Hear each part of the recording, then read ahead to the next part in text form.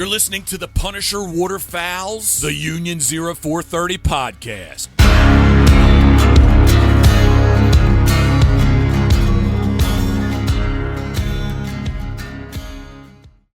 Hey, everybody. Welcome back to the Union 0430, episode 137. Yes. And we got Craig Mintz on because we're going to talk about the Refuge. And Craig Mintz is coming up all the way from Ohio, and he's going to do the Refuge with us. So we're going to dig into that. This is going to be an awesome show. So everybody's listening to it on Monday, and Thursday is the start of the Toronto Sportsman Show. So this is a good prepper. Merck is in Newfoundland. Ryan's still working. Dave had something pop up, and Phil finally made it onto a show. We finally managed to do a show where Philly is not working. I think Dave's saving a foundation. Dave's saving the foundation. Yeah. Cops versus firefighters again, ladies and gentlemen. But we got Phil on tonight, which is awesome because we haven't seen him for a couple weeks. He's been doing some overtime and stuff like that. So Philly's coming to us from Port Perry. I'm outside Kingston, Ontario, and we've got Mr. Real Geese himself, Craig Mintz, coming to us from Ohio. And Philly and Craig were having a wonderful educating chat regarding whiskey before we hit the record button. But anyways, tonight's episode is sponsored by the new Peach Monster. Monster, right? Oh, I don't like those things, man. I don't like those energy drinks. The only energy drink I'll take, and it sounds redundant, but I'll take a vodka and Red Bull. I used to drink those when I was younger. I can't do that anymore now. So I kind of just have set back and you're refined now, Craig. Yeah, you're refined. You want to hear a funny story? Yeah. When I was in Leonard Wood in Missouri, I was down doing some training, and there was a bunch of American soldiers that was on the training with me, right? So I would come into class in the morning, and I would always have my extra large coffee, and I'd bring it into class with me. And these young soldiers would look at me and they'd be like, "Man, I'd love to have a coffee." And I'm like, "Why can't you have a fucking coffee?" They were like, "We're not allowed to have a coffee." I'm like, "What?" They were like, no, like at the chow hall, we've got to drink decaf. And I'm like, "Shut up." I was like, "There's no way." And they were like, "Yeah, man." I said, "Your break." And they had a break room right across the hall from our classroom. I said, "Every fucking energy drink in the world is for sale over in your break room that has 5 million times the caffeine of what a cup of coffee does. And you can buy all that, but you're not allowed to bring in a caffeinated coffee from the chow hall." And they were like, "Absolutely not. We're not allowed to have coffee." This crazy thing is you can't drive 5 minutes around here without passing 6 coffee places. Yeah. I love my coffee. Like I have coffee every morning. Yeah. But yeah, it's crazy. But no, I've switched to the bourbons. I've been on a big bourbon kick last couple of years, and it's really one of the most popular growing spirits in the States, along with tequila. So now we have bourbon bars here where all they do is serve bourbon. Wow. But they do like bourbon in your food. So bourbon sauces on burgers, bourbon sauces. Yeah, I've had some bourbon sauces. Everything is bourbon. And we have a couple of them that we really like. They got I think 150 different bourbons you can order, different ones. So when I hunted with Jeff Coates a couple years ago, he got me into this stuff called Buffalo Trace. I know Philly knows what Buffalo Trace is. You probably do. Yeah.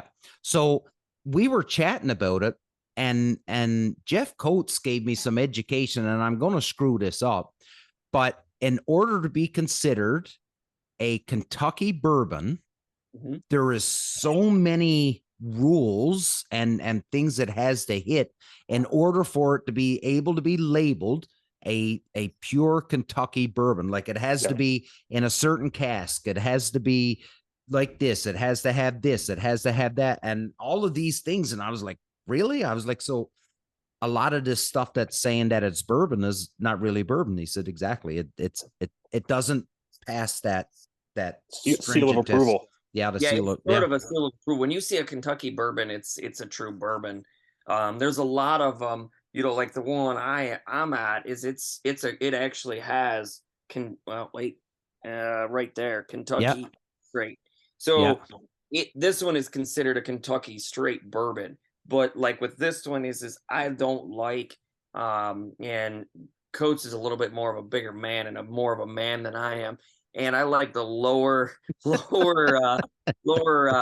stingingness of the bourbon, and this one's Okay. finished in a wine barrel, so it's got a little bit of smoother taste, knocks Okay. down the proof a little bit, but that's like my personal thing. Now, Well, I now, don't I like it on the rocks. I like. well, so that's what I was going to say. When I had the Buffalo Trace, the first bit I had was just neat, but then when I put it on some ice, that was way nicer for me having it on ice. And I have a friend of mine, Daniel, who loves hunting, does everything with me. We'll go out and his thing is a double of beam, and it's always neat.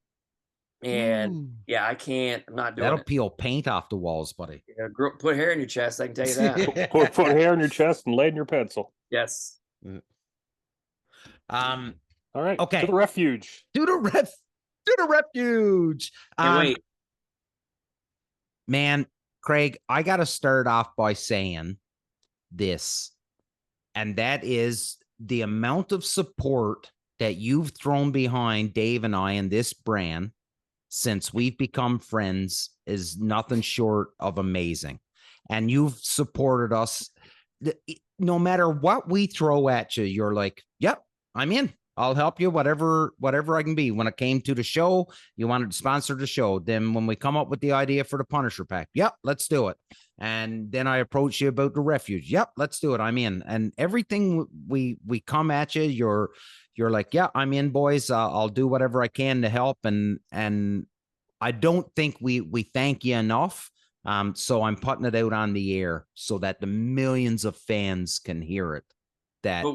And I appreciate it. And it's more of we believe in the brand, we believe in what it is, and even down to Brandy and the girls and Tina and them, they believe in that. They love watching it because it's like I said the very first time, is don't change anything. It's raw. I love it. That's what I want it to be. And when we got on board with that, that's something I believe in. And when you change and you do this, what's right for the shows and what's political and all that, that's not a true show. That's lack of terms fake. And when we've never met in person in those, but when you see me and I see you, we're not expecting something different. We get what we get is what we get. Yeah. And that's what we love about it. So we love supporting brands that are like us, are very homegrown, back our product, and you guys do that. And that's something that, again, we're very proud to be able to help you guys. We are a far cry from being polished. And in a lot of times, the unpolished is the best ones. That's very nicely put, Philly. Yeah. That is very nice. Yeah. That's a very nice way of saying that. I peaked early in today's episode. I gotta add this though. I got a notch. Got to carve a little notch in the belt today because I had my very first interaction with Brandy today. Oh, you did? Yeah, I did. And you know what?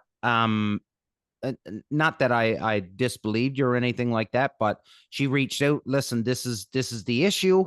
What are we going to do? Do you have any ideas? And I'm like, yeah, how about we do this? Perfect. I'm working on it right now. I'm like, awesome. And it literally took us 20 seconds through Facebook Messenger and it was sorted out. But again, great staff that you got and a great team that you have there. And I'm, I was a little bit disappointed that I didn't get to chat with Brandy ever before, but I got it today. So I'm happy. And I love my staff. We're a family between, Brandy and Mike and Tina, Jason and Anthony, those guys all there within our building. The Jason and Anthony's are the ones way, way behind the scenes. They're the printers and die cutters. They're the ones making everything. Mm-hmm. Mike is the one that kind of makes it all happen as far as puts everything in motion. Tina, up until, the last couple of years, has packed out every goose. Every wire has been wrapped by her. And Brandy kind of takes care of the front end of the stuff. When, we get, I would say daily, we get either a Ducks Unlimited or somebody that may want something donated, and that's what to be expected. Mhm. And I've gotten it to where I've loved it to where I've been able to say, hey, call the office, ask for Brandy, tell them Craig told you it's okay. Yeah. And they already kind of have everything in motion, and I don't have to Right. babysit them. I don't have to worry about them. Yeah. I never have to micromanage. And what it allows me to do is things like, this refuge where I can leave the country and know that Real Geese is well taken care of, because we have a great staff, great group of people that, they enjoy their job and they enjoy the brand. Yeah. And whether none of them honestly are hunters, Yeah. they just enjoy serving the hunting industry, because the hunting industry is very loyal. Is Yeah. very, hey, yeah, no problems. Just give me that whenever you can. And we love that. Yeah. No, awesome. Okay.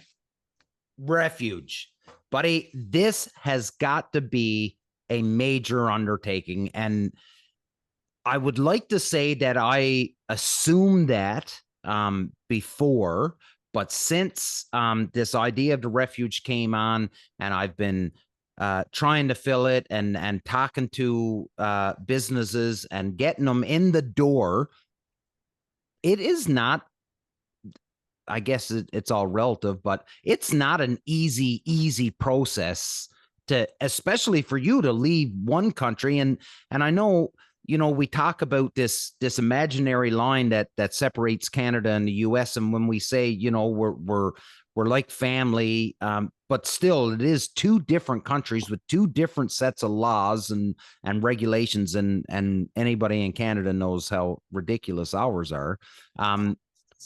But when you're talking about coming up, like what's the flow chart in from Ohio to Toronto to the Toronto Sportsman Show? There's a lot of it. A lot of people will underestimate the logistics part of it. Yeah. All we have to work at it is we haven't been to a trade show, Real Geese wise, since the SHOT Show. Mhm. I think the last one was maybe 2017, 18, 19 even. So it's been a little while. Obviously, then COVID hit, so that knocked out a lot of them. And we haven't been back to one. And all of our trade show stuff was kind of outdated. So we've spent the last 3 weeks rebuilding our booth from scratch, getting it all packed away, getting everything dialed in, getting it there. And then it works into, okay, logistics for the people. I'm leaving, which is no big deal because I am just a phone call away. But, we have, Real Geese is only 30% of our actual business. So the rest of it still needs to run flawlessly while I'm gone. And we, make steps for that to happen, but, passports, making sure flights are the right way, hotels are that way, which are normal for that. But then now you got to ship multiple skids of your booth to a different country, to a different location. And there's a lot of hoops to jump through that are United States laws and Canada laws. So not only do you have both, you got to make sure both laws and everything lines up. And there's a lot of paperwork. Brandy can tell you that for the first one. Yeah. She's filled out a lot of paperwork over the last couple days. And just, the cost of it is pretty outrageous. As everybody knows, the cost of everything is pretty high. Imagine trying to ship two massive skids across, logistically it's only a 5-hour, 6-hour drive. But again, we're crossing international borders. Yeah. And anytime you do that, it takes things and makes it a little bit more complicated. And that, and the people that have listened to the show, and I'll sound repetitive here. And Philly, I know you're probably just chomping at the bit to get in on this, but I've repeated myself and people, and I'm seeing it this week where the Toronto Sportsman Show has been upping their game on their marketing, right? Like they're pushing out so much information about the show right now and drumming up the anticipation for the show. And I'm still reading all these comments about, it's junk. It's horrible. You can't get, there's nobody there and all this stuff, right? Like there's some people that are saying that the majority is not, but there's some people, but yet, the thing is that in order for a business, so let's, just a normal Canadian business, not an international company, not an international brand like yours, but the amount of work, money, cost, everything that's tied up just to get down into the show, the vendors need to make money or else it's not profitable. And if it's not profitable, they're not going to come because that'd be a pretty shitty business model to follow. You're 100% right. And I know what I got into it. And I know at certain points in some trade shows, you're never, business has to look at it is you're not going there to set up a table with a bunch of product and selling it direct right there. And you're never going to make that back. What I'm going for, my main goal is one, to get there and see people and meet people that I've never had the opportunity to meet. One, because when I finally kind of got my hands on Real Geese and made some of the changes, it was just before COVID or just right during it. So there wasn't a lot of international travel. There wasn't a lot of, you guys coming down or us going up there to enjoy each other's company. And, we don't have a huge presence, marketably wise in Canada, in those areas. And my job is a lot of, I'll get customers from Canada saying, oh, why don't you ship me a couple geese so I can take a look at them? Well, for me to ship you one box of geese is pretty outrageously expensive. And if you want me to do it free, it makes it even worse. So we look at it as multiple different ways. Is I want to go up there, meet people that I need to meet, and have more of that brand awareness so they can have it in their hands. They get a decoy and realize that, because the biggest question is why is your Pro 2s $249 US? We don't understand that. How then, but you have $80 US ones. Yeah. You need to pick up and feel the difference between the two. And you'll see the difference between a Pro 2 and a Vivid. You'll notice the difference. But over the phone, over Amazon, or over our websites, or even if you go to CanadianWaterfowls.com, you don't get that feel. We don't have the big box stores anymore that you can go into and have that hands on. So if you're not a brand that can get it out in front of people, you're struggling. And we have noticed that my biggest, I think, key to success over the next 10 years is to win the Canadian market, is to go at the Canadian market, win them over to remind them Real Geese is still here. We've been doing this 35 plus years, and we're not going anywhere. We're not something that has just shown up as a one-hit wonder. We only have one product and we're going away. We're not going anywhere. And we want to build that brand and let everybody know that the product and the investment in a quality decoy is going to last you in that point. But we also offer the economic. Maybe you're a beginner hunter. That's where our Vivids and our Eclipse and our shadows work in. Maybe you're one that wants to hunt with your grandson and you want to pass on your decoys to your grandson. That's our Pro 2s. So I want to be able to get up there, get in front of the Canadian group that, I can have a conversation with. They can see the American made product in their hands. And then, maybe that relates to sales, and all the studies that I've done all relates to it's going to create it. And balancing the cost of getting us there versus what does the value of, the view, the winning the market, getting in the market, showing it, what is that value? And as long as those equal, even a minor loss will always create more revenue. Right. Philly, you have more experience than I do at attending these shows. You've been doing it for a long time, traveling to multiple different ones. As a consumer, when you walk in to a show like the Toronto Sportsman Show or whatever it is, what are you expecting, and what is your goal, I guess? My biggest thing with these shows is being able to buy things. Okay. Like that's like my main priority, is to be able to buy things. Okay. And like there's been a number of these shows I've gone to where it's just like it's display only. Right. So, which is fine. You get to handle products. You can sit there and pick the brain of staff, and obviously this is most common with gun manufacturers more than anything, Right. because they're not bringing a vault truck full of boomsticks to said show. Right. But it gives you the opportunity to handle things, pick their brains, question this and that. But then at the end of the day, you're left. Well, now I got to find the damn thing. Right. To buy it. So in today's world, so I'm gonna segue into something here, because Craig is extremely lucky, because he has Pat Heinrichs at Canadian Waterfowl Supplies that sells his product for him here in Canada, right? Yeah. So the Canadian consumer can save their taxes and duties and all those extra charges by just going through Pat. But for Craig, and Craig, stop me if I'm wrong on this, but like, Craig can come up to the Toronto show, set up his booth, be there, shake hands, kiss babies, show his product, and then not have to worry about bringing a shitload of decoys into Canada from Ohio, because he can just turn everybody to Pat Heinrichs and say, buy all your stuff from Pat. Trust me, it'll be better for you if you're buying from him than if I've got to ship them across the border for you.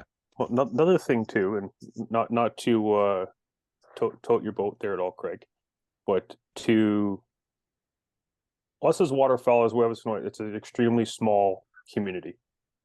Like, everyone knows where to buy things. Like, every Tom, Dick, and Harry who's duck hunting in Canada or at least Ontario knows of Pat and what we can get from Pat and stuff. But I can tell you, from the amount of times that I've ordered decoys from yourself, Craig, it has been hands down the most painless, easiest process and transaction imaginable for cross-border shopping. Like, getting your products up here and like fast. Like, that's a good thing, and we try to do that, and that's our goal. Is again, we don't want any hiccups. We don't want things to be sitting someplace. It may cost a little bit more, and things of that nature, do take time and do that. But I think we spend a lot of times, and it's kind of odd because we'll get the like off season of like, you just sit and twiddle your thumbs. No, when we're wide open in in December and November and all those wide open months that you can't even breathe, we're just trying to make sure the product's on the shelf. But now our, March, April, May, June, when they're not busy, our July becomes crazy because that's when all of our dealers place their orders. And when they place orders, you're talking, 200-300 dozen of decoys, and that's a lot of decoys going out. And if multiple places do that within a week, you just lost 1,000 dozen decoys in a week. Yeah, you can empty your stock pretty quick, very, very quickly. Yeah. And so for me, like right now, I'm trying to find faster ways to get it across the border. I'm trying to find ways to reduce this or reduce that. And there's a lot of meetings, a lot of inside behind the scenes, things that looks like we're not doing anything that, we're proud of, that when we do have transactions like with you guys, it goes smoothly, because our goal at the end of this is you're happy, we're happy, we're shooting whatever we're shooting, whether it's duck or geese or cranes or whatever it may be. But the process was smooth. Everything at our facility, if you were to walk into it, there's not a lot of people running around with a chicken with their heads cut off. There's not panic. It is very smooth. Just that's what we like, and we like our transactions to go that way. So to hear that says a lot about our team and the effort that they've put into it. Yeah. Like the couple times that I've called and spoken to Brandy on the phone, she's an absolute sweetheart, an absolute gem to the company, and is treating me with gold every time I've called and had to talk to her about something. And like, hands down, like, aside from making one of the best damn decoys on the market, the customer service is even beyond that. We appreciate that, and that's one of the things that we again strive for, that no matter how hard it is. I mean, we had and I don't like calling out customers on things, but we had a gentleman said that our decoys melted in the sun. I saw that the other day. They melted. And my brain hurt trying to figure out a way that would be possible. Did you put them in the oven, sweetheart? So and our response is we kind of had a discussion. We're like, okay, so if you could show me pictures of it, I would be gladly to replace them. Yeah. And for me, your general knee-jerk reaction is there's no way. Yeah. But we always say the customer's right, because to be honest with you, I've gotten some requests of, such and such to this or such and such to this. I'm like, there's just no way. Mm-hmm. There's just no way. And they'll send me pictures, and my brain is just like, how did it happen? Wow. And well, I would say on the decoys melting, maybe if they got a little bit frosty and they put the tiger torch to them, maybe that might have helped if they thought that was the funniest thing I saw. I think it was your comment, Craig, or someone else's. Like, yeah, for that material to melt, it would have to be 800 Fahrenheit.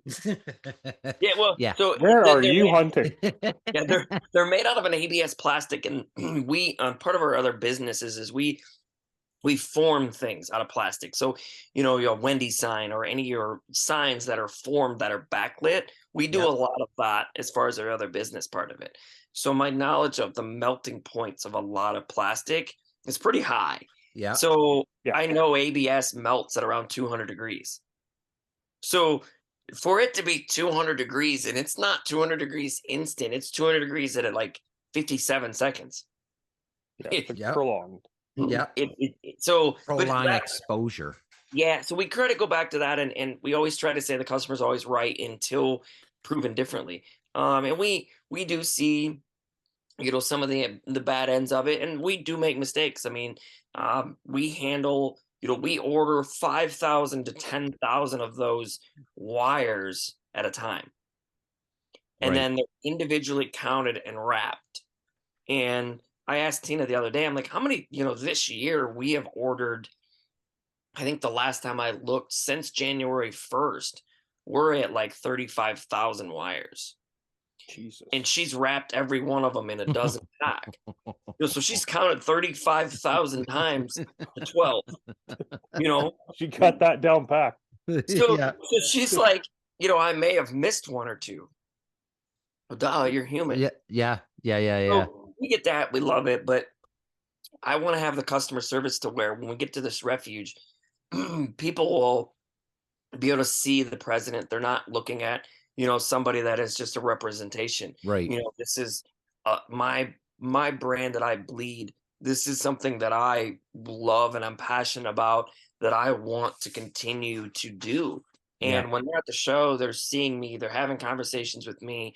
And the one thing that I take pride in is being the president, that I have my hands in the prototypes. I know what's coming. I know, that, but if somebody has an idea, shoot it. Like, everybody thinks, okay, well, make these Y boards that everybody's wanting to make, or make this bag with this extra and this extra. And I'm like, well, that's phenomenal, but what do you think about this? You can't do it this way because it costs this much. Yeah. I look at it more as a consumer end as well. So everything I do, even like at these shows is I look at it from, I am a visitor. How do I want to look at this stuff? Mm-hmm. How do I want to see it? How do I want to have the conversation of, the biggest question I'm going to get that I know that is how much does that cost? How much does that cost? But I can't answer them in, state dollars. So we've converted everything on our end to Canadian. Mm-hmm. And to be able to have that, I can be able to speak your guys' language, because, for us, a goose is, our $79 United States. Well, that's 90 some dollars Canadian. Mm-hmm. But if I just say, well, it's 90 some dollars, that's not confident. That's not, I'm knowing your language. Right. And if I have that misconception of not really knowing, to me as a consumer, I'm like, I don't really like this. Right. So I want to be able to have that confidence, but that's something our team is very good at, going at this and go, okay, we're in a whole nother different country using different currency that loves our product. How do we make sure we're on their level? So that's good, Craig. So, and that ties into this question. So I'm assuming, I'm not assuming, I know there's going to be a lot of people that filter through, and we designed it in a way that they've got no way to escape. They've got to come through the refuge, and they've got to talk to us. Yeah. So what can the people expect from you? Like when they walk in and they see this Real Geese booth, what can they expect from Real Geese at the refuge? A lot of our booth is very clean. We don't have a lot of we're not clutterish. Luckily our booth is open on all four sides. The first time in like 20 some years I've ever been to a trade show that I've had 4 open sides. Yeah. So we're not used to that. So that's going to be, you're going to be able to walk into our booth in any direction. So that's going to be except the back. There's going to be a 3 foot on the back side. There'll be a 3 foot like pipe and drape on the back side. So either way, three sides, that's perfect. Yeah. So we're more just excited about having the openness. I am one that I love our booths, and I love when I go to a trade show. I hate walls. I hate things in my way. I want to get in your booth. I want to see stuff. You're going to be able to walk into our booth in any direction. All 4 corners are going to offer something different. So one corner may be accessories. So it's going to have our new bag, our prototype bags that very, very, very minimal people have seen. The green there's bag? only, what's that? The green bag? It is the green bag. And there was only 25 of them ever made. And there are very few people that do have them. And I will have one with me to show people what that's the difference of what the bag we currently have. And we'll have our slide hammer. Most people have no idea that we can offer that. We'll have our step stake. That's all in one corner. Then our opposite corner will have nothing but our shadow series. So it'll have our shadows and our eclipse versions. In one corner, the opposite corner will have nothing but ducks. So it'll have our Pro 2 ducks. It'll have our black ducks. It'll have everything that we need on one end. The opposite end of that corner will have our Pro 2s, our mag lights, our more higher end decoys. So each corner offers something different. You'll be able to walk up, grab the decoy with your hand, pull it out of what it needs to be pulled out, flip it over. You can just try to destroy it. Good luck. And just have that hands-on approach. And we're also going to have a product flyer there that I updated that'll have every one of our products, because I'm not able to bring every product we have. That's right. We're somewhere near 56 different UPC codes of different things, like our confidence cow. It's not something for me to be able to bring up there. We'll have our cranes sitting there so people will be able to see our cranes. So we'll have almost everything we have with it we have to offer. Myself will be there to be able to answer any questions. Sometimes we get the, why do you do this? Or why is the cloth put on? A lot of the new thing is the cloth. Everybody sees flocking. And we don't use flocking, we use cloth. And I'm planning on bringing a gloss meter with me. Oh, good. That's what I was going to ask. Show that. Show the shine. Show the shine, to be able to show what it does and why we look at it and explain that. Just an overall, I want it to be inviting. I want it to be walking in. I don't want to be this scary thing that, has everything sitting out. If you want to grab something, grab it. We'll be very open, very honest with things. We'll have everything sitting there to be able to, again, have that hands-on approach, to be able to have the product in your hand, talking to the president, and having that one-on-one interaction that, man, the reactions I get are, one, I didn't even know you existed. Yeah. Which is happening more and more. The second one is now I understand why these are more expensive than these. Because we get compared to other brands. Companies and brands, and they look at our Pro 2s and our mag lights and they're like, wow, why is this so expensive? And they don't understand. And for me, when they call me on the phone, I get this all the time. I get it once a week. They don't understand it. Yeah. I can't explain it, because the best way I can explain it is go buy the cheapest car you can get and go buy the most expensive car you can buy. They both get you to A to B. Yeah. But over the course of your lifetime, your cheapest car you're going to have to buy multiple times to get you from A to B. Your expensive car will get you there consistently. Yeah, absolutely. So I look forward to the show. Are you so will people be able to buy anything from you at the show, or is everybody going to go? Are you going to point everybody straight to Pat? I'm gonna have very limited of things. Right. It's only gonna That's be what I basics thought. of what I bring as far as what's on the shelf, as far as what we're displaying. Yeah. It'll be very, very limited. Everything else we're gonna go through Pat. Yeah. It's going to save everybody in the long run. Mm-hmm. You know, if it comes down to it where you have to have something and you know, you gotta have this, you gotta have that, and I have it, then we'll make it work. Yeah. If I've already spoken to Pat, if Pat doesn't have it, I'm going to ship it directly from the States, and I will do everything I can to make it almost the same price of what Pat can offer it. Yeah. I don't want to make this a penalty to where you're buying it at the show, but you're going to pay more than what you would pay at Pat's or anybody else. I don't want that. That's not what I'm there for. So what we're going to do is when you come in my booth, you say, hey, I want 5 dozen shadows, and I'm not going to have that. Or you want 5 dozen of these Punisher packs. That's what we want. But I'm going to be able to say, listen, I'm not going to be able to there. Let me call Pat, or here's the website. Jump on the website. If Pat has, I'm gonna have my laptop there, so I'll jump on there for you. Be able to plug it in for you. They can put in their all the credit card, whatever payment they want. If Pat doesn't have it, I'll instantly call our girls, Tina and Brandy. They'll get it in UPS that day, and it'll go out that day. So there you go. We have 99% of things in stock. The only thing we do not have in stock is our Pro 2s. But everything else is sitting in stock, ready to go. And the girls know that, you know, I have a direct line to communication to them to send exactly what we need to send, you know, when we need to send it. And almost everything we do, our goal is less than 12 hours. We want it shipped. That's our goal. Now, obviously on a Friday at 6 o'clock, it's not going to ship in 12 hours. That's right. But, you know, Monday morning, anything on Friday needs to be gone. Anything Monday through noon, maybe even 1 o'clock normally gets shipped that same day. So, we look forward to this. I can't explain how excited I am to get up there just to be one out of the country. And to be around a bunch of people that know geese, no decoys, know how it's going to be, just to have some fun. Yeah, and let's not forget. Yeah, I was just gonna say that, Phil. And Craig done his beer order to Phil already, so that's good. I'll be right back, boys. I just gotta do something right quick. Hey, no worries. Unfortunately, your beer will have to wait till Saturday, but we'll get you squared away. Hey, that's fine. I got a lot of work to do between then and there. I've actually was talking to Damien. Was talking in the show. Maybe able to throw me some odds on Monday. I'm a huge hockey fan. Obviously, you can see by the BG hockey. I know Toronto plays that night, or plays on Friday, or plays even on Wednesday. And maybe something that I swing in there and catch a Leafs game. Yeah, they lost. They did. Yeah. Yeah, I'm not a Leafs fan, but I'm a hockey fan, so I'd go there and enjoy it.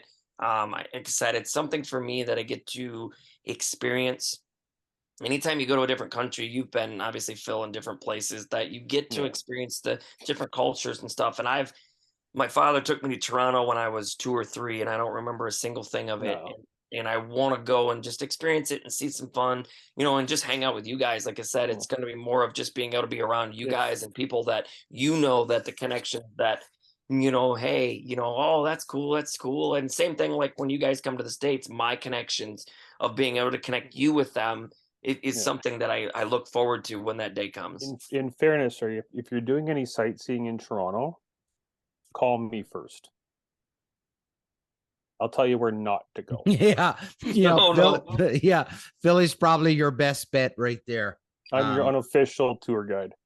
Call me first. I said, I just want to watch some hockey and drink some beer or whiskey or something. Yeah, buddy. We got we'll definitely we've got a Thursday night. I think we've got dinner planned. We'll go out. You, me, Dave, and a couple of the other lads, and so we've got a plan, buddy. It's going to be an amazing trip. And I really do think that you're going to have a great time, and I think you're going to enjoy. You're going to enjoy yourself, and I think, and this is the biggest goal for me, in organizing this, is that I think you're going to say, and I know, you know, but I think a lot of other businesses south of the border haven't fully grasped it. is that I think you're going to see the waterfowling community in Canada. We may be a little bit smaller in numbers, but there is a market here. And that's the biggest reason why the Refuge was built, is because we need the show. Phil was at the show with us last year. When me, Dave, Phil, and Mark were there. And you know what?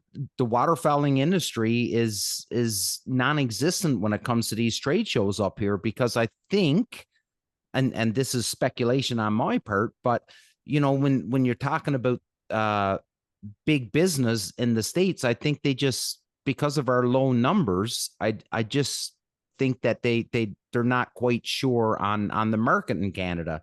And that on top of the fucking regulations and shipping and all that bullshit too, right? I think you're right of that too, but I also, besides your major corps, and I'm talking your Brownings, your Sator, like the big name, like and you know, Under Armours and all those.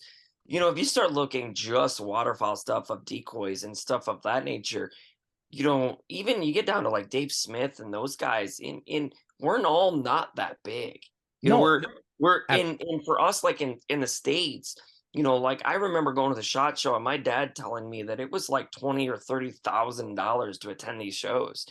And I look back at that and I ask him even today, I said, how did you justify that? Like, how did that, you know, how did you go into that going, okay, I'm going to be ahead at the end of this? Yeah. And he would tell me that, you know, there was so many people, and the amount of people that you got to be in front of, you know, the heads of Bass Pro, the heads of Cabela's, you were having dinner with, to have those conversations with.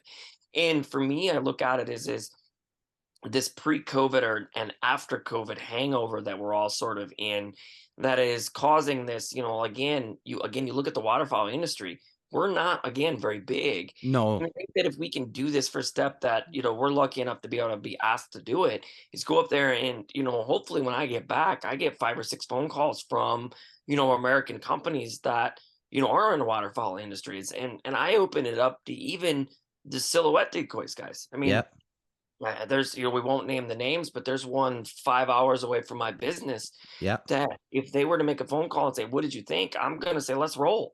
You know, and it's something that if we can build, because if he brings, or they bring, or they bring, or they bring their fans, they may see something else that they like of somebody else's that they buy. And and it all works into one big happy circle. Is the people that buy decoys have to buy hunting clothes. That's right. Have to buy shotgun shells, who have to buy boots, who have to buy clothing.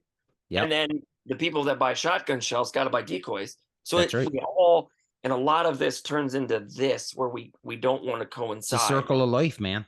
But in a lot of it, though, is you see a lot of this where we're not interacting. We're not on each other's sides. We're fighting against one another. Yeah.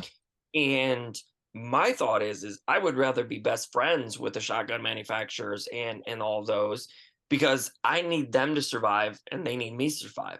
So instead of us fighting, we need to get to that point of like, and I'm still working on having that pairing. You know, one of our groups that we've kind of melted with a little bit is this Boss shotgun shells. Having that kind of, you know, I've had conversations with them, and just to start the conversation of like, hey, you know, oh, you use our products? Well, we use your products. Why don't we promote that a little bit? You know, even if it's just one post on social media where, you know, you got a bag of their shells next to one of our decoys. That's exactly what we want. And we both shared on social media. It's exactly what we need. Does it blend? It's a symbiotic relationship. Ooh, symbiotic. Oh, that's a big word. Yeah, that's Spider-Man. That came from Spider-Man. He invented that word. Twice in one show. You stepped your game up. Yeah, he has. No, but you're absolutely right, Craig. And that is, I guess, you know, for me, you're 100% right in the fact that competition is a good thing. Yes. Competition is a good thing, and it's an even better thing when competitors are civil to one another, because everybody wins when competitors are civil. 100%. And it sounds really odd, and I've said this since day one, is we as Real Geese have acknowledged that there's about 5 big players in the silhouette market. Yep. There's a half a dozen to a dozen small players. Yep. And whether or not all of us are at a table, but if we ever went to a show and all of the 5 big players sat at a round table, I have no ill will towards any of them. I don't. I've heard you say this. I could before. go to dinner with all of them. Yeah. And because I think all of us bring something different to the table that one of us could learn from one of the others on how to produce this better or how to help one another. Because in the end, there's still enough revenue and enough market for all of us to survive. Now, I hate saying it, but the little guys, is there enough? Probably not. Yeah. But there are 5 big players that, again, I'm not afraid of any of them. Yeah. But I'm not like animosity towards any of them. That, again, if I would love, and we do this in the racing world. Yeah. And we have a sit down with like all of our racetracks and all of our high dollar people. They sit and they have questionnaires, and the press will ask each one of them a question and they relate and they just sit there and talk. But in a lot of it gets misconcepted is the Real Geese guys are so Real Geese that they don't use anything else. I know other people that, I have Dave Smith. I have full bodies. Yeah. Like, I am not afraid to say that. But, I know other people that have almost 1 dozen of every big 5. Yeah. And they're successful. Yeah. And for me, again, I am not opposed to any of those. And it's just like, I love that competition, because when one releases something, it's really cool because I'll go buy it. And I own all 5 big corporation decoys. Yeah. But I look at it as like, how do I buy that as a consumer? What do they offer differently than I do? And then when I look at it and go, oh man, they offer, that's better than mine. I got to fix that. How do I make it better? And it only makes me better. And I hope they do the exact same thing. And we only make, like you said, competition makes everything better. And it also is better for the consumers. Yeah, absolutely it is. We're making a better product for the consumer. We're also, if prices start getting to a point, I have my limit. I know where I have to stop. But some of them go to the point of like, okay, hey, we all know where we got to be. And it makes it nice. Well, I think I know. the biggest... Yeah, like for Phil, I just wanted to bring this up, Phil. Like, you've got a smorgasbord of brands. Like, you buy from a lot of people, right? Like, you have a lot of different brands, and you pick. And I don't want to say you're not loyal to a brand, because that's not entirely true. But you pick things from different brands that you like, that you pool together in order to make the magic happen, correct? Did he hear that? I think he did. Did you hear that, Phil? Yeah. Are you talking to me or Craig? No, it's talking to you. I was talking to you. Oh. That's what I'm saying. I'm saying that you picked from a bunch of different brands. I'm not saying you have no brand loyalty, because I know you do, but you're not 100% one brand. You pick the things that you need to work in your situation. And we all know that depending on geography and depending on weather and all that other shit, what works for one person isn't always going to work for the other person, right? So you're a prime example of that, Phil, where competition is very much a good thing in your mind, because everybody got to keep up in their game. That's what you were talking about, Craig. Like what I was going to mention to Craig is I think one of your biggest selling features, at least this is something I look at and I see, Craig, is you're not a one-trick pony. You've got a tiered level of decoys. Like, you've got entry level stuff, you've got mid-grade stuff, you've got stuff that grandkids are going to be using. And I think that's this is, in my eyes, one of your biggest advantages. And you're not doing just geese. You've got a few different species of geese. You've got a few different species of ducks. You've got other birds. You got cranes. You have a fucking cow. Yeah, I love the cow. Who sells a cow? Nobody. We're the only Right? ones that I know of that sell a You cow. sell a cow. We do sell a cow. We yeah. sell boatloads of them. That and blows my mind, but people buy them. Yeah. You keep making them. And I'm in the same boat. Like when somebody said, "Hey, I need you to make a cow." Why am I making a cow? Now here's the thing: like, are you making like Holsteins, Black Angus? Like, what do you got? Texas Black Longhorn? Angus. No, most of them are all blank Angus. Jersey. Okay. Jerseys. Jerseys. It's easy to print. That's why. Yeah. But like you said earlier, though, a lot of it, we get a lot of the phone calls of, man, we don't see any, black and whites with the details you guys do. Most of them are just a black with a white cheek or white belly, and that's it. But we also get the conversation is I know a competitor that prints a black and white on one side and a color on the other. And that's just something everybody offers differently.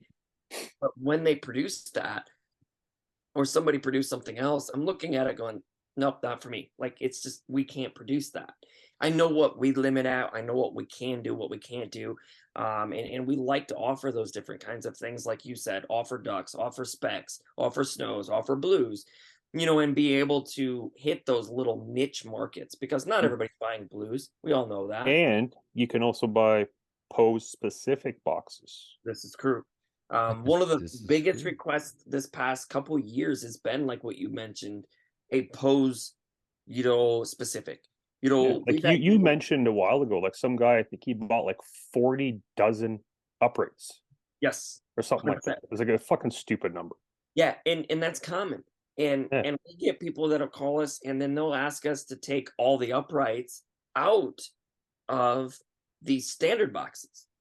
Yeah. And we get that a lot, and within the volume has to be there for us to make it work, because we've already pre-boxed 95% of all of our decoys. Yeah. So if you call and want 40 dozen of all of our shadows, but you want to replace pose 3 that's an upright and replace it with pose 6 who is a feeder, for us, if it's 50 dozen, no problem. Yeah, but you're only, like off the press. Yeah, it's only 3 dozen. It's not going to happen. I'm not going to take them out of the boxes. No. But we get that a lot, and we even get to a point to where, we've had to mix some of they'll take them out of our sleeper poses and then add them to something else. And we try to be as much as we can with the consumer, because the consumer knows what they want. Yeah. And like me personally, I hate uprights. Yeah, and I know you do. But I have a pack of just uprights that people buy consistently all the time. Yeah. And for me, when I was younger with my dad and learning that is uprights are bad. When they're in that focus, that's a bad thing. Alert pose. Yeah. That's stranger danger. Yes. Yeah. But I would love to show sales of this, and I don't have it in front of me. But again, when somebody came to me and says, I want an upright pack, I said, okay, well, I made a couple. Well, then they said it to somebody else, who said it to somebody else, who said it to somebody else. And then it turned into 500 dozen a year. Yeah.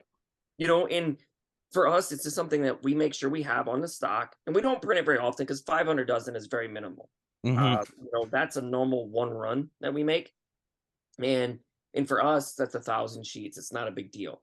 But for us, like, we try to have that, and then try to have, the Eclipse. The Eclipse is done in a 12 pack and a 36 pack. They sell randomly, and we're all over the board. And the new Vivids that we're working on are going to do the exact same thing. They're going to be in a 12 and a 36 pack. And we have found that the 12 pack sells really well, but when you offer somebody that's already going to buy 3 dozen a deal, they love it. Yeah. So it's a balance of that, and we're learning that, because I can tell you the pendulum has swung majorly over the past probably 7 to 8 years on the ability to customize things, and that's what we're trying to do without having a build your own basically teddy bear that you're building, right? And because the cost of that would be outrageous. So we're trying to blend that and be able to do that, like you said, Phil, to please what we need to. And I think that's like, if you look at a guy like Phil, who and Dave is a lot like this, and same with Ryan and Merck. Me, not so much, but they are very meticulous So like you heard Phil, he's like, I hate uprights. And he doesn't use them, and he doesn't like them. And there's a dozen fills all over the place. So for a company to not, and this isn't a slag against anybody, because I understand production costs and the manpower and all that shit that comes with it. But if you can be somewhat flexible, customizable, whatever you want to say it, so that you can cater directly to someone's needs. And I get it. You're not going to do it for somebody that wants 1 dozen or 5 dozen, right? Because it just monetarily, it doesn't make sense. But if you can say to someone, listen, if you will do a minimum order of this, I can customize what you need, then I think that's a win all day long. And when you do that to guys like Phil, Ryan, Dave, and Merck, that alone is return customers, right? 100%. That's someone that's coming back time and time again, because now they have a working relationship with the brand. They're not just pulling whatever's coming off the shelf. They have a working relationship with the brand, and now they are more invested into the brand without actually being invested, if that makes sense. Yep. And here's a question, and I have a little bit of ADD. Like I like to have everything like this, like that.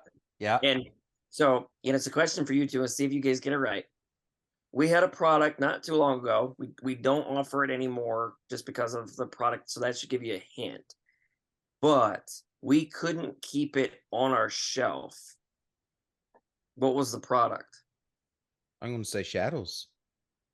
Phil? Was it Shadows? I'm going to go Eclipse. Neither one of them are right. They had them in it, but it was our mystery packs. Oh shit! Yeah, Our mystery those packs, were short-lived, eh? We couldn't pack them fast enough. Seriously, it was crazy. So we're still visiting that, because they were all like seconds, stuff that wasn't like, again, we run of our mag lights, our Pro 2s, and that we run like 2 to 3 poses per sheet. Mm-hmm. So you can have a run to where you may mess up quite a bit of that pose of that sheet.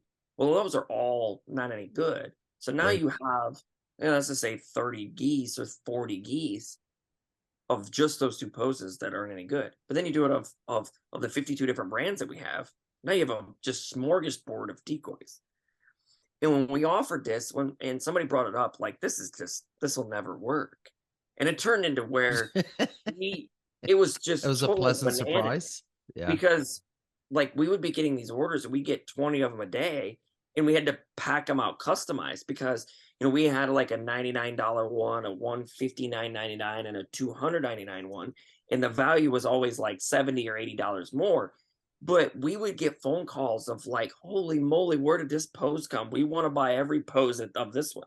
And I did people calling, and they would buy 60 decoys of the same pose.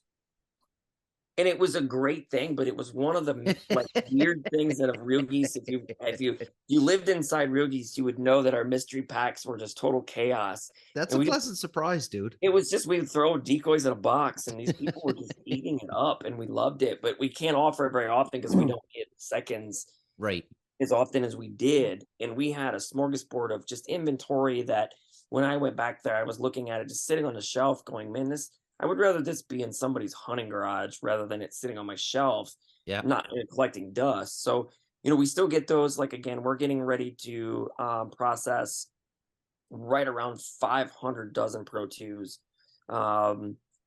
within the next couple of weeks. It's been a 1.5-year disaster of trying to get materials. And every year or every month, I think I'm getting closer, and I'm getting farther and farther away.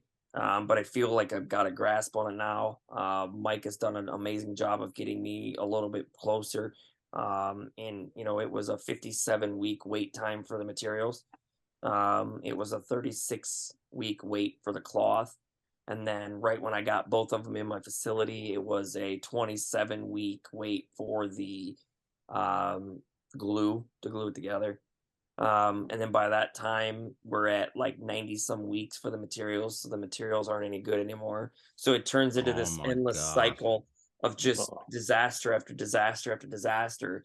And we have a pretty strict policy and a pretty strict, so we take the first runs of our Pro 2 materials, cut them up into 12 by 12 sections, and we shove them in the freezer for 48 hours.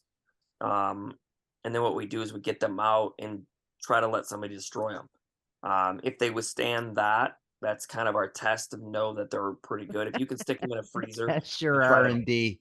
and it's basically a short-term R&D that you know if the lamination's going to freeze, if you know That's that it's awesome. going to have problems, but it's a weird way of doing it, but it's something that Real Geese has always done, and it's like, It why didn't we works. think of that a long time ago? If Literally, you want something broke, Craig, you give it to a cop. They'll destroy it and deny it ever happened. well, that's a cop thing for you.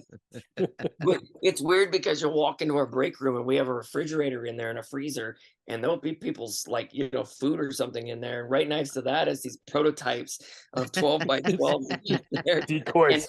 decoys. And Dude, it's just, we get that's them a out. social media post right there. Oh, it will be someday. Yeah, But that's a it's social just media stuff post. like that we like to have fun on, and we we look at it into our things. Oh, yep, that passed, and we just 7-8 weeks ago we put it in there and realized that we got it out, and the glue was delaminating from the material. So if we would have ran them in house, they would have worked.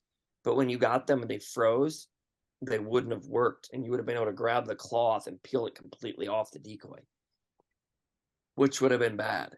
Yeah. And we were able to sniff that out prior to it. We found out it was there's silicone in the material that our Pro 2s are made out of. Silicone is made for like a filler of materials, but after a while, silicone rises to the top of every surface that it's ever in.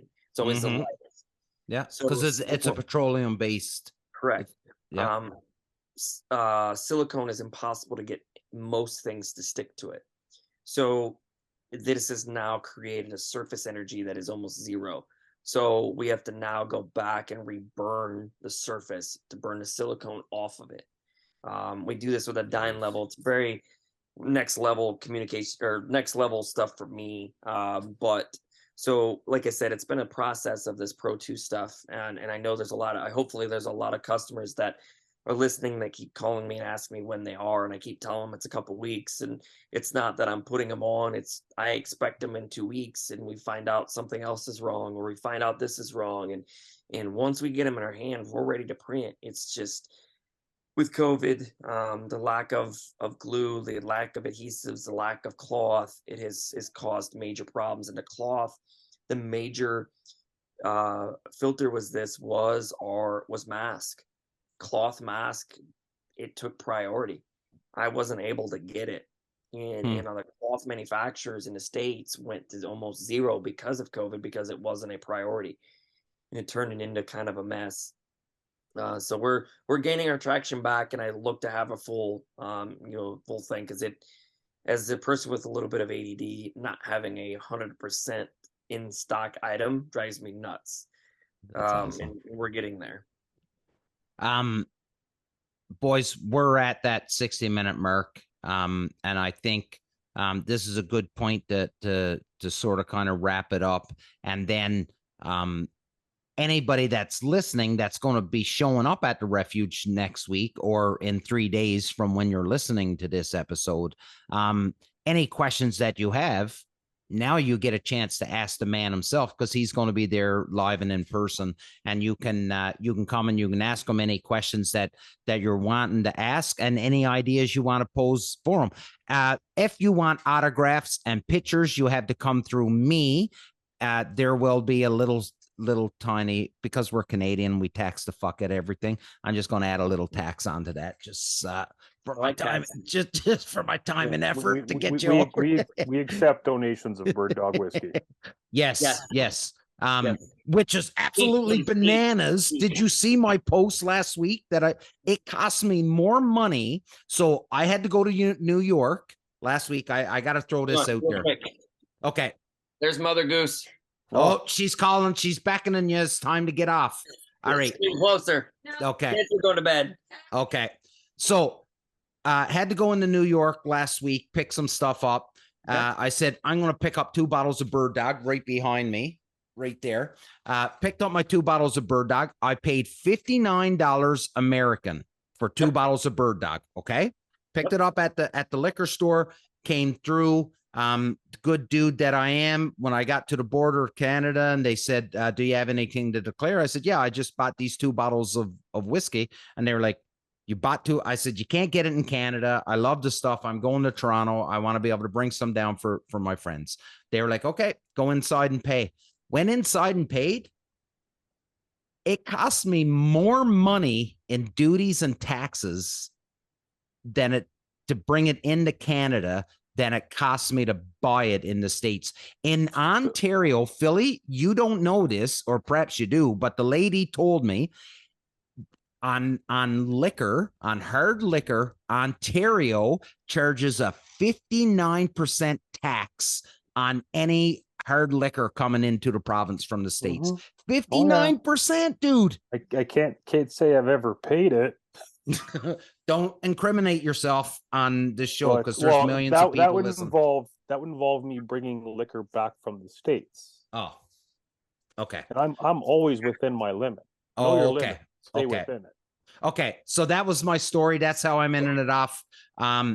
Craig's got to get, and I've got to get, and Philly's got Grey's Anatomy to watch or something. I got to get up at 4 a.m. and go kick some ass tomorrow morning. There you go. Yeah.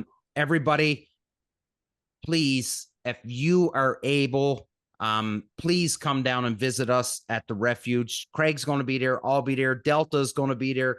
DU is going to be there. Stoger Canada, Beretta, Benelli, Stoger, Franchi, everything is all going to be there.